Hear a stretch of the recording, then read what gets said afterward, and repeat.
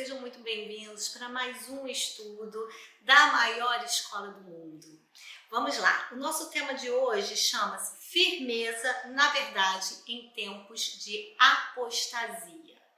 Vamos orar para que Deus possa nos abençoar, falar aos nossos corações através desse tema de hoje. Oremos. Senhor Deus, muito obrigado, ó Pai, porque estamos aqui para aprender um pouco mais da Tua Palavra. Estamos aqui para glorificar o Teu nome através do estudo da Tua Palavra e que nossos corações possam sair transformados através desse estudo, em nome de Jesus. Amém. Vamos lá, e afinal, o que é apostasia? Eu trouxe um videozinho para o pessoal de casa aí, principalmente da classe, meu nome é Meire, professora da classe Doulos, e a gente tem aí uma cultura de fazer uns desenhos. E eu trouxe um vídeo que tem uma animação explicando pra gente o que é apostasia. O que é apostasia segundo a Bíblia? Em primeira carta a Timóteo, capítulo de número 4, versículo de número 1, diz: Mas o Espírito diz que nos últimos tempos apostatarão alguns da fé, dando ouvidos a espíritos enganadores e a doutrinas de demônios. Mas afinal, o que é apostasia? Apostasia vem do latim e do grego e significa abandono, ou seja, abandono da fé. Um apóstata tem conhecimento de Deus e servia ao Senhor, mas preferiu viver nas práticas do pecado, desta maneira se opondo totalmente contra Deus. E sempre que você vê esses desenhos, lembre-se do canal Desenhando o Conhecimento. Apostasia é o abandono da fé. Devemos ter cuidado na nossa caminhada cristã para não voltar às velhas práticas e perder a comunhão com Deus. Podemos dizer que apostasia é a ruptura, separação, divórcio, quebra de aliança. Sendo assim, só pode apostatar aquele que um dia foi fiel à sã doutrina. Vamos começar o nosso estudo com o texto base da nossa lição, que se encontra em 2 Timóteo 3, de 1 a 17. Saiba que nos dias de hoje sobrevirão tempos difíceis. Isso porque os homens serão amantes de si mesmos, apegados ao dinheiro, arrogantes, orgulhosos, blasfemos, desobedientes aos pais, ingratos, ímpios, insensíveis, irreconciliáveis, caluniadores, sem domínio próprio, cruéis, inimigos do bem, traidores, impetuosos, soberbos, mais amantes dos prazeres do que amantes de Deus. Embora tenham aparência de piedade e negam o seu poder, afastam-se destas também. Estes são os que se introduzem pelas casas e seduzem mulheres vulneráveis, carregadas de pecados, as quais se deixam levar por toda espécie de desejos. Elas estão sempre aprendendo, mas jamais conseguem chegar ao conhecimento da verdade. Como Janes e Jambres se opuseram a Moisés, estes também resistem à verdade. Esses homens têm a mente depravada e são reprovados na fé. Contudo, não irão longe, pois a insensatez deles se tornará evidente a todos, como no caso daqueles dois. Entretanto, você tem seguido de perto o meu ensino, a minha conduta, o meu propósito, a minha fé, a minha paciência, o meu amor, a minha perseverança.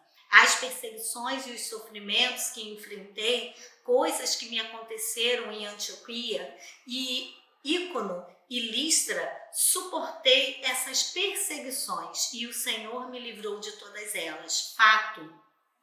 Todos os que desejam viver piedosamente em Cristo Jesus serão perseguidos.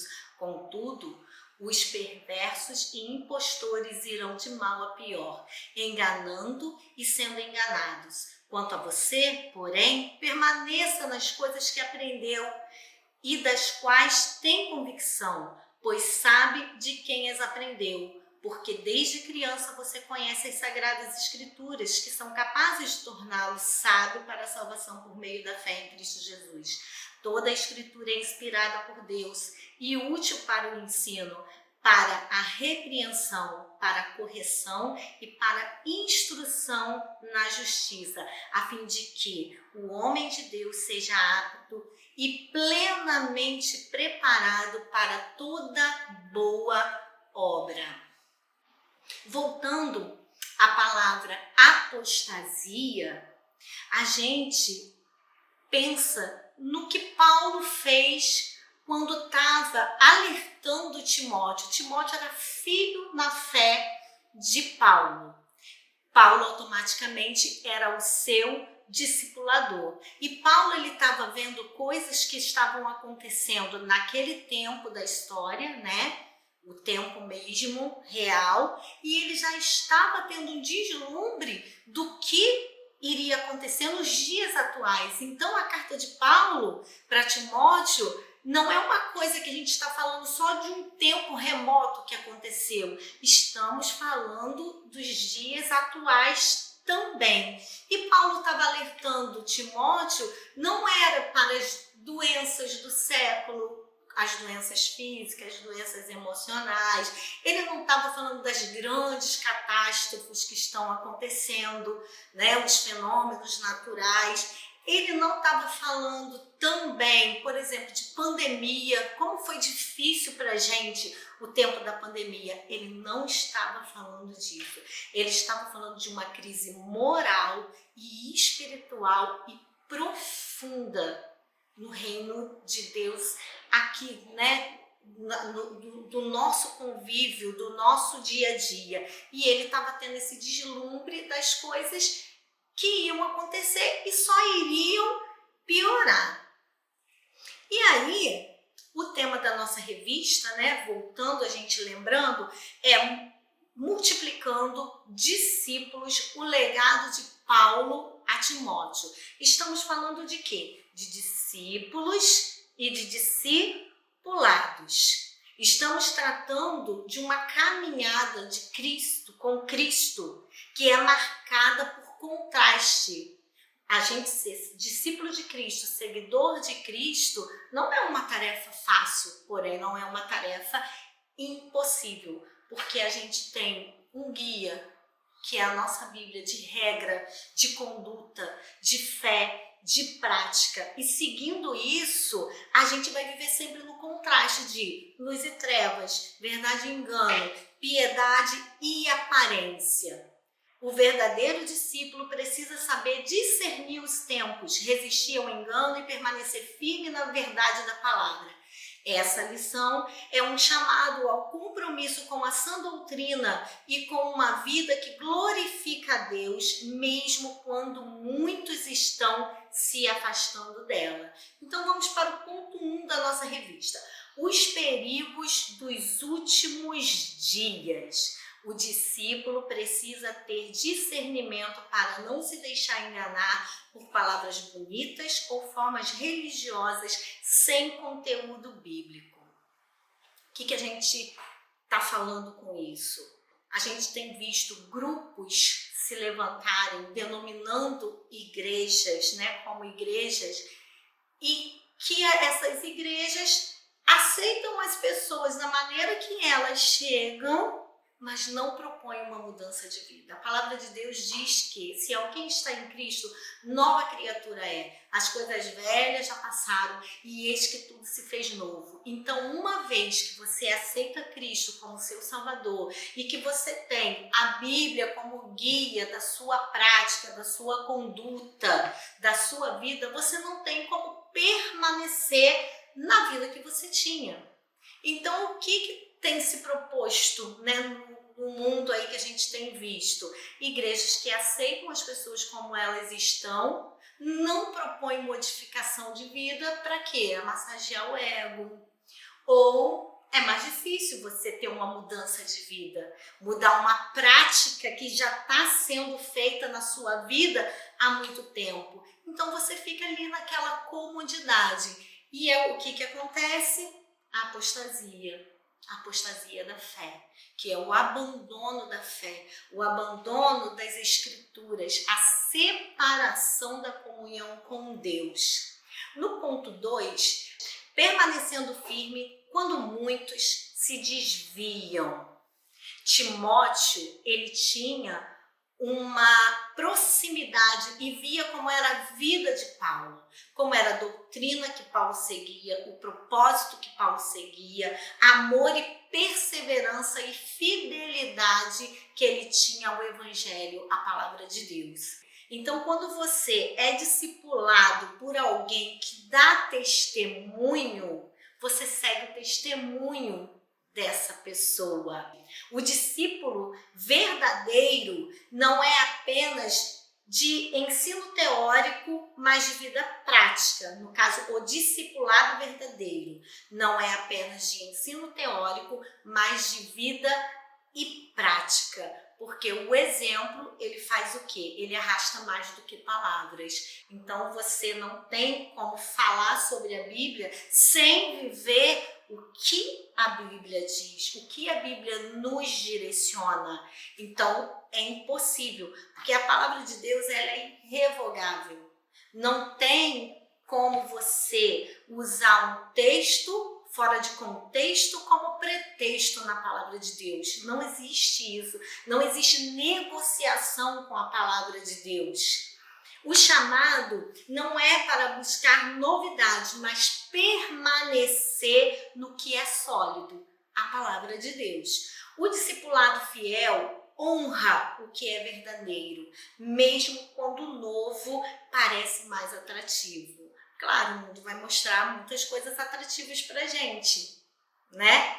Vai mostrar que é mais fácil viver de certa forma, porque o que a Bíblia propõe é um pouco mais difícil, né? Você vai ter que se abster de coisas que você já fazia, de práticas que você já fazia. E como isso? Pautado na palavra de Deus. É na palavra de Deus que a gente acha soluções para os nossos problemas, sejam eles financeiros, sejam eles emocionais, sejam eles de que área for da sua vida. A palavra de Deus, ela tem direcionamento para tudo isso e ela é viva e ela é eficaz. No ponto 3, a autoridade e suficiência das Escrituras. Em meio a todas as adversidades da vida, a igreja precisa estar firme num dos pilares centrais da fé cristã, que é a autoridade e a suficiência da Bíblia. Se a Bíblia não é suficiente para você, tem alguma coisa errada na sua prática de vida. A Bíblia ela tem que ser suficiente para você. Ela tem que ser o direcionamento para o seu caminho, o direcionamento para o seu falar, o direcionamento para as coisas que você vai ouvir. A Bíblia ela nos direciona em todos os aspectos da nossa vida e ela não nos deixa falar. As Escrituras são suficientes, ensinam, corrigem, instruem, capacitam os servos de Deus para toda boa obra. A palavra toda boa obra. Não é qualquer obra, não é uma obra mais ou menos, não é uma obra ruim. É para toda boa obra. O discípulo de Cristo é convocado a uma postura radicalmente diferente e deve remar contra a maré da apostasia, que é o abandono da fé. Já foram na praia e tentaram nadar contra a onda te levando para a areia e você tentando nadar ao contrário, ou te levando para o fundo e você tentando nadar para a areia. É difícil, não é? E às vezes a gente não consegue. E na vida cristã não é diferente. A gente está nesse mundo nadando contra a maré. A gente está nesse mundo para ser diferente, para fazer a diferença nele. As pessoas precisam ver a diferença em nós. E aí tem gente que desiste e vai na maré, porque é mais fácil você seguir a maré, você se deixar levar pela maré. Mas o que acontece? No exemplo do mar, se você for levado pela maré, uma hora você se afoga e uma hora não vai ter mais volta. E a gente precisa ter a consciência e dentro do nosso coração trazer sempre a lembrança daquilo que nos dá esperança. Quando está difícil, traz à sua lembrança aquilo que te dá esperança. Quando está doendo, traz à lembrança aquilo que te traz esperança. Porque o mundo diz que é mais fácil você deixar acontecer, né? Ir com a maré. Que é mais difícil você remar contra a maré, mas quando a gente tem a palavra de Deus como base da nossa vida, as coisas se tornam mais entendidas na nossa mente, se tornam mais compreendidas dentro do nosso coração. E aí a gente evita a apostasia, o abandono da fé. Eu gostaria de, antes de encerrar a nossa lição, falar um texto bíblico que é o último texto da nossa devocional que a revista propõe. Vai estar passando para vocês a devocional da revista, tá? E essa devocional é a última que a revista propõe. No demais, irmãos meus, fortalecei-vos no Senhor e na força do seu poder. Revesti-vos de toda a armadura de Deus, para que possais estar firmes contra as astutas ciladas do diabo. Porque não temos que lutar contra a carne e o sangue, mas sim contra os principados, contra as potestades, contra os príncipes das trevas deste século, contra as hostes espirituais da maldade nos lugares celestiais. Portanto, tomai toda a armadura de Deus para que possais resistir no dia mau e, havendo feito tudo, ficar firmes. Estais, pois, firmes, tendo cingido os vossos lombos com a verdade e vestida a couraça da justiça, e calçados os pés na preparação do evangelho da paz, tomando, sobretudo, o escudo da fé, com o qual podereis apagar todos os dardos inflamados do maligno. Tomai também o capacete da salvação e a espada do Espírito, que é a palavra de Deus, orando em todo tempo, com toda oração e súplica no Espírito, e vigiando nisto com toda a perseverança e súplica por todos os santos. Meus queridos, vigiai, orai, permaneça firme na palavra de Deus, que é a nossa espada, é a nossa regra de conduta, nossa regra de prática, para que a gente não possa cair na apostasia, no abandono da fé. Queria deixar para vocês, encerrando a nossa lição, uma canção que fala muito ao meu coração e acredito que vai falar ao seu coração também. Não desligue antes de você assistir todo o vídeo dessa canção. Um grande abraço, até a próxima.